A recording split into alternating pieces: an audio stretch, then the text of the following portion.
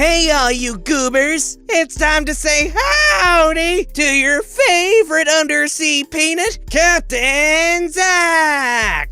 Oh, this is Daily Dose of Reddit. Yeah, you're a daily doser of Reddit. Yeah, we're all daily doses of Reddit. Yeah, daily dose of Reddit. Yeah, and this is r/SupernovaRevenge. Nailed it.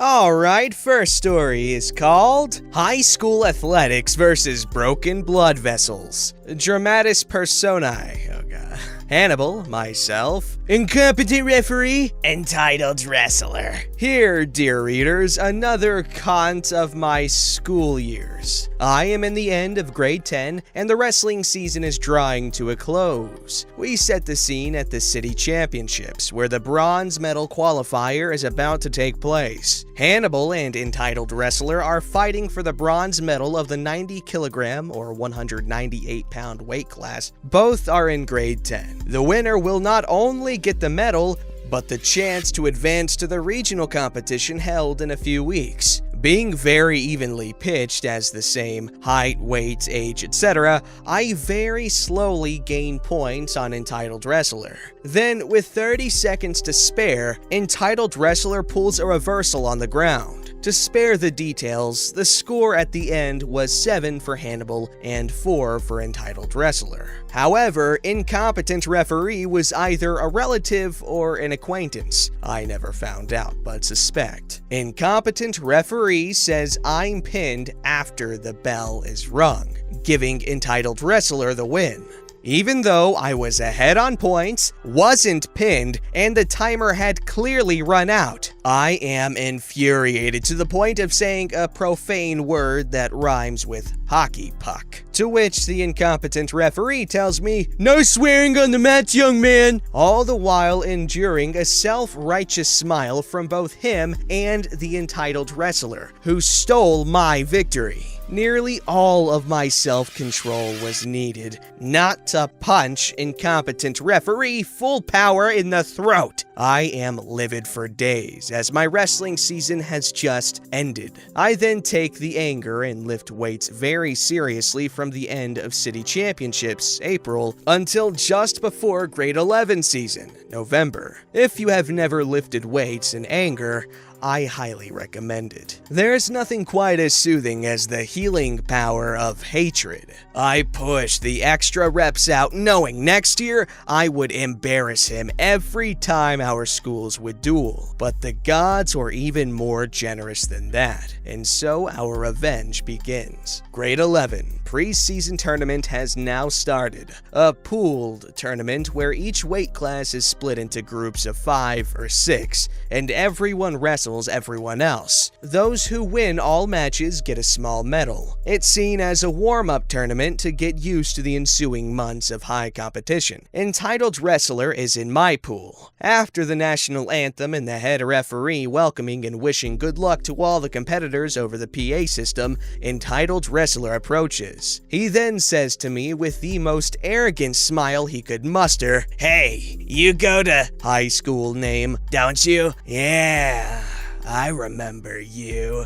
I beat you at cities last year." The hubris was over the top, as the same incompetent ref was running the mat we are on. With my loose-fitted shirt on, he can't tell I've been working out, thinking about punishing him for the past 7 months. I smile and say, "Yeah, close match," with the zen of knowing all that work will now pay off. Our names are called by the incompetent ref. I remove my shirt, and then the difference is literally night and day. He looks exactly the same condition. He looks nervous. After the formality of shaking hands, the whistle blows. Due to the now excessive upper body strength difference, his defense crumbled, and I've scored a 1-point takedown. It was literally me grabbing both his shoulders and throwing him down. The move, although not an officially named move, was described by a close friend and teammate in the 68 kilogram class as, "like a cop arresting a suspect, bro." This took all of 8 seconds. I'm on his back thinking of a good way to pin him, and the cradle comes to mind. I execute the cradle and he has been pinned in under 12 seconds. Hannibal wins. The incompetent ref does not give me the pin. He slowly counts to 5, then gives me another point for holding. His plan was to have entitled wrestler break my grip from the cradle, making me arm tired, thus allowing him to win via scoring back the 2 points he was now down. An aside on the cradle. It is a move where you grab around someone's knee and bring over their neck, holding the leg to the chest. This then makes it near impossible to avoid being turned onto the back and exposes both shoulder blades for a pin. I have the cradle on entitled wrestler and he is fighting for all he can.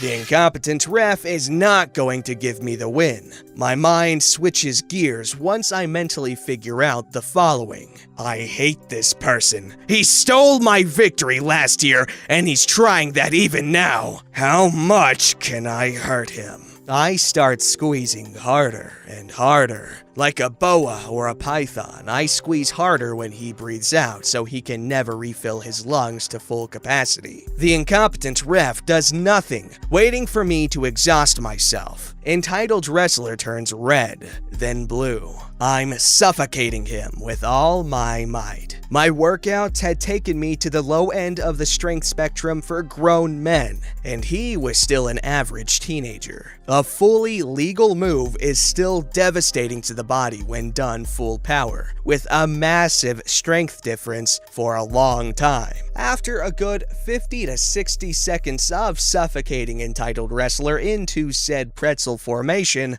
I look up at incompetent ref. I show no exertion as I smile at him. He sees that I'm enjoying hurting entitled wrestler as I squeeze even harder, jerking his head and neck visibly. He realizes his politics are no match for my conditioning and quickly ends the match with a pin victory for Hannibal. Aftermath. Entitled wrestler has to be helped off the mats by his school's coach. I've squeezed him so hard and long that I've broken blood vessels in his eyes. He has to sit out the season for the medical. The head referee reprimands incompetent referee and kicks him out of the tournament. He later loses his license to referee matches as he allowed a kid under his watch to be badly hurt due to gross incompetence. I continue with the tournament, ending with a 4-1 record, losing only to the kid who was about 195 centimeters or 6'5".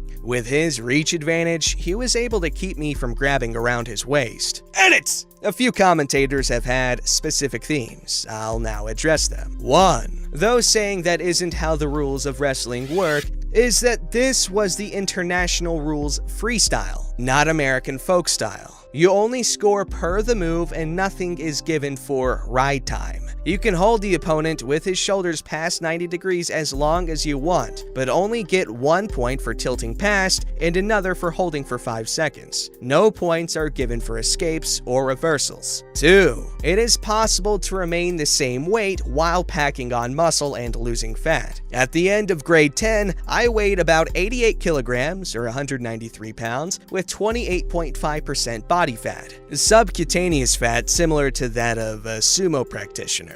I overhauled my diet and studied bodybuilding from an academic view, focusing on the high-intensity training routines of Mike Metzger. By the time grade 11 started, I was 84 kilograms or 185 pounds with less than 5% body fat. Low enough for a 4-pack at any rate. Same weight class with about 20 kilograms or 45 pounds more muscle. Wow. 3. Those numbers in the previous edit were from my old notebooks that I have kept if anyone claims that I'm making them up. 4. I do consider this to be a SupernovaRevenge, as although the physical injuries would be recoverable, he developed PTSD issues from it, never wrestled or played football again.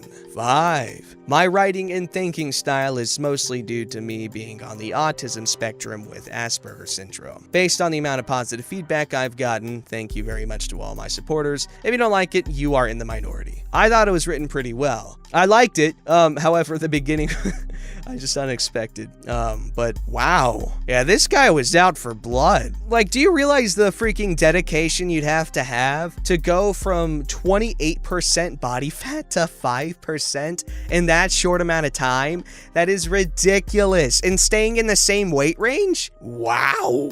This story's called, Oops, I Forgot You're My Parents. I don't know if this belongs here, but teal deer at the bottom. Excuse me for mobile being so long and English being second language. This is our cast. There's me, butthole of a dad, careless speech, aka my mom, sibling 1, male, sibling 2, female. This is the story of my revenge against my parents. But first, a bit of background. Butthole Dad was an abusive person, if you can call him that, and Careless Beach was a negligent excuse of a mom. For 17 years of my life, I had to take every "I deserve it," every "we don't have any money," and especially every "nobody's gonna listen to a kid," because everybody would say I was a lie or it was just my point of view. Anyway, let's get to the story. Butthole Dad had already been abusing me for a long time, but I didn't care anymore. So I started small, calling CPS when Butthole Dad and Careless Beach didn't have any food for us, sibling 1, 2, and me. Then they would buy the food the day CPS would come, only to take it away or toss it the next day as a punishment. Then a little more adventurous, showing the wounds and scars to anyone interested, and that would make Butthole Dad be more mad and beat me up, especially with a braided leather belt that by the time I was 7, it was like a 9-tail whip, leaving open wounds all over my back, and then threatened to do it worse the next time while Careless Beach would make excuses to cover Butthole Dad. By the time Careless Beach and Butthole Dad were going for the divorce, the fist fights would be even in public places, but with no consequences, especially for Butthole Dad, because he had friends everywhere and a pristine reputation. The thing was that there were documented records of the hospital visits, records in the police station that mysteriously disappeared by the court date, but they didn't know I kept tabs on everything by using my dad's tactics. After the divorce, sibling 1 stayed with Butthole Dad and tried to repeat the cycle to no avail, while sibling 2 and I stayed with Careless Beach. By default, grandparents have no right for custody where I live. Careless Beach had friends over all the time, even when she was married, at least the last year or so of it. So sometimes I would headbutt with either Careless Beach or her friend, until one day her friend said I wasn't helping in the house. One day, Careless Beach stops us, sibling 2 and I, at 11:30 p.m. or so to talk and says that I have to leave her house. But suddenly, sibling 2 pops out of the door behind and says, "Then who's gonna take care of me?" So Careless Beach's response was, "Then you go too." So I was a minor at the time, but getting college classes with another minor living at the streets for 3 weeks before I told my sister that my friend will give her a room and I'll be fine. I was crying so hard I was shaking and angry, while I stayed on the streets because there was no room for more people. Careless Beach then accused me of kidnapping my own sister afterwards. Revenge mode activated. Butthole Dad and Careless Beach were still upstanding citizens in our community, so that was the first step. Step 1. I divulge all the information about the abuse to the whole community and the press, making Butthole's dad job look like hell because he worked in a college campus. Then make every statement of the hospital staff, with their permission, known, as well as every excuse that my mom said in the hospital. Step 2. Careless Beach. Careless Beach's house had an issue where some parts would get slippery no matter the amount of water was on the floor. So you see where this is going. She fell and broke her ankle to the point the doctor had to put bars and screws like there's no tomorrow to keep it together, and I made sure nobody would come to help her. The only one that stayed was the friend, but the strain was brutal in their relationship. She was in bed for months, almost a year to recover, but not completely. Step 3. Careless Beach. Since Careless Beach was in dire need of help, she begged, but I refused until she had learned her lesson. Then I went to her house and said, "You have been a careless beach all these years. Tell me one reason other than you gave birth to us," as she stuttered and I left her in her soiled diapers. Step 2.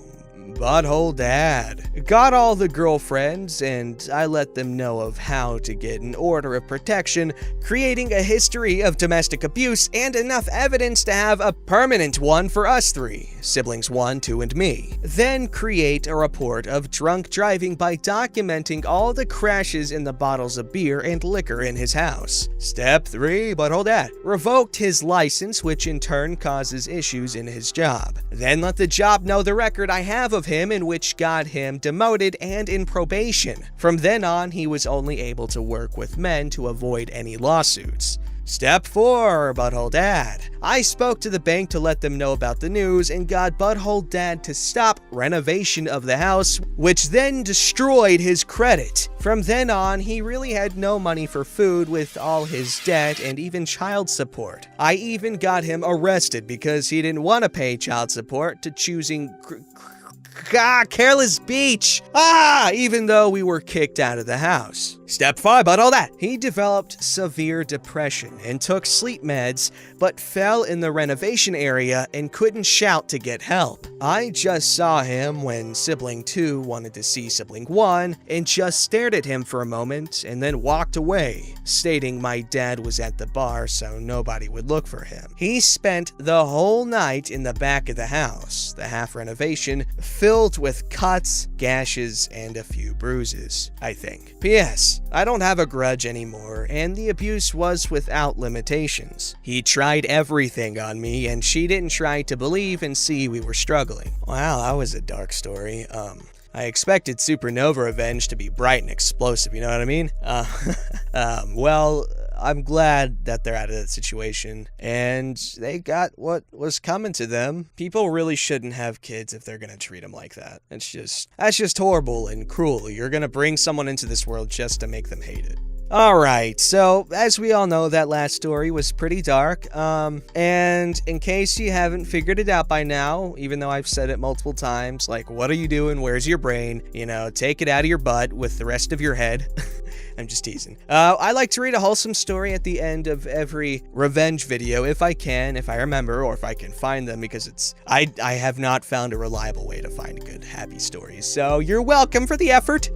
Here is a story called The Best Christmas Ever. This year, my mom died of stage 4 breast cancer, so even as a 13-year-old, I had to grow up and take care of my brothers so my dad could work to take care of his 6-kid family. There was just one thing I wanted this year for Christmas. I know it's not Christmas yet, but my dad told me that I was getting what I want and told me this story today. All I want was an Oculus Quest, and as you might know, it is sold out all across America. So my dad was freaking out trying to find one at a normal price for me, so he ended up on his search talk to a Walmart manager. He told him why he was looking for it and all the things I had done to earn it. He told my dad to come in on Friday because that was when the next truck with the last 3 in Wisconsin was coming. The truck came at midnight, and my dad was there at 6 a.m. The first 2 were sold, and the third would have sold, but the manager kept it in the back, so that when my dad showed up, he gave it to him to buy. So in the end, thank you, manager, for making my Christmas, and thank you, Dad, for getting me what I wanted. Alright, that was a really sweet story.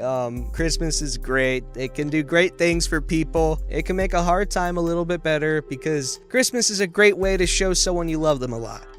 It's not necessarily the gift, but, the effort that went into it. It just shows how much this guy wanted his kids to feel at least some sense of, hey, things are going to be okay. There's still a lot of things to look forward to. Don't forget to like, subscribe, and hit that bell to never miss an episode.